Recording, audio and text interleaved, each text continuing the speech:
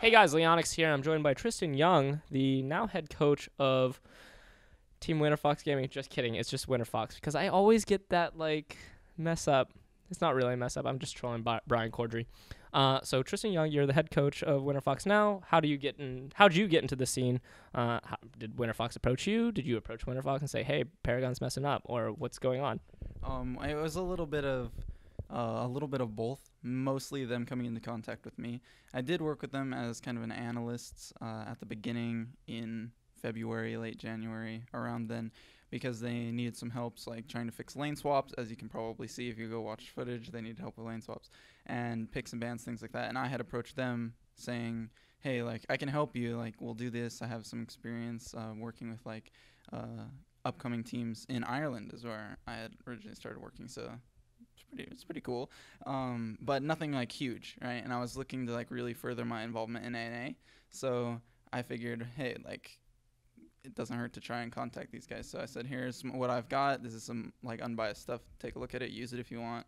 Don't use it. Doesn't really bother me.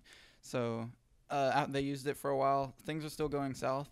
They still weren't picking up games, and the owner was like, guys, it's on this sheet. He told us, just do this, and you didn't do this, and what if you did? And so then after that, he was like, you know what? It's not working.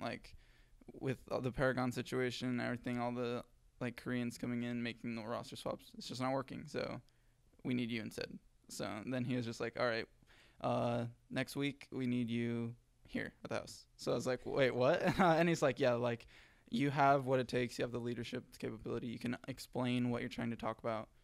And it works. So he flew me out with about 4 days notice, and then I immediately started, and then we saw results within 3 or 4 days. Then we did the weekend, and we didn't win, and it was kind of rough, but at the same time we weren't disappointed with the losses because we saw improvement. We were like, okay, so we still lost because of strategic mistakes, but at least we fixed some of the core problems. So we were really optimistic coming into this week, fixing some of those problems, and I think it showed.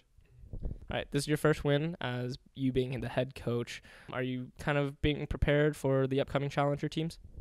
I feel really comfortable going into relegations.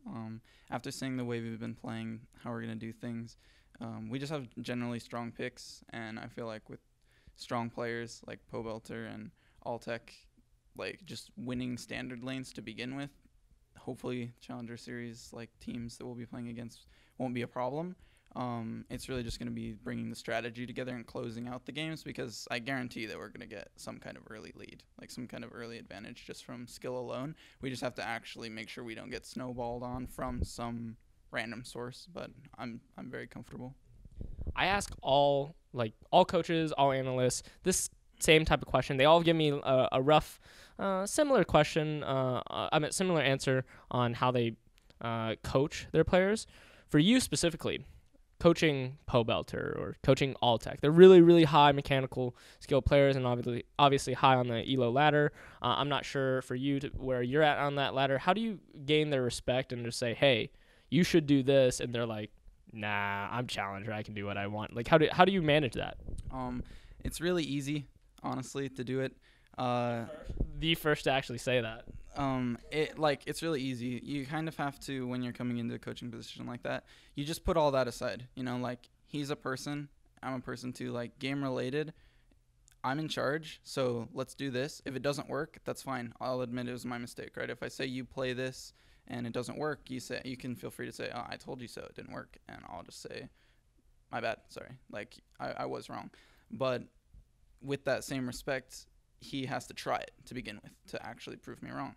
So if he says, I want to play this pick, that pick, I just have to be there to be devil's advocate and say, well, what if they do this? Or what if they shut you down for some reason? How are you going to fix it? And if he can't come up with a logical reason, then he's not going to play it.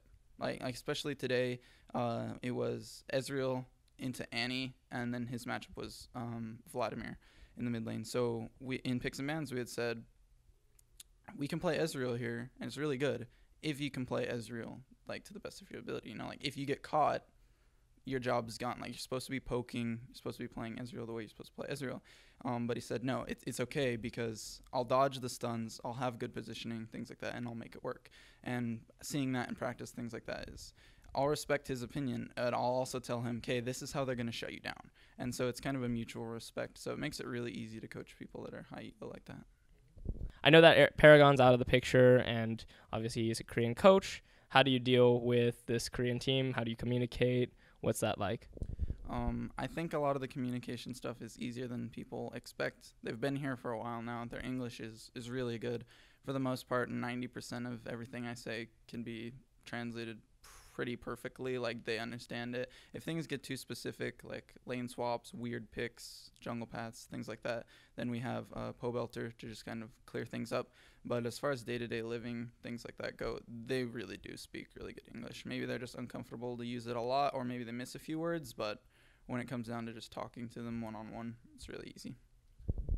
Well, is Tristan Young here to stay for Winterfox? Definitely. All right. Any shout-outs? Just shout out to everybody that's supported me already, friends and family back home.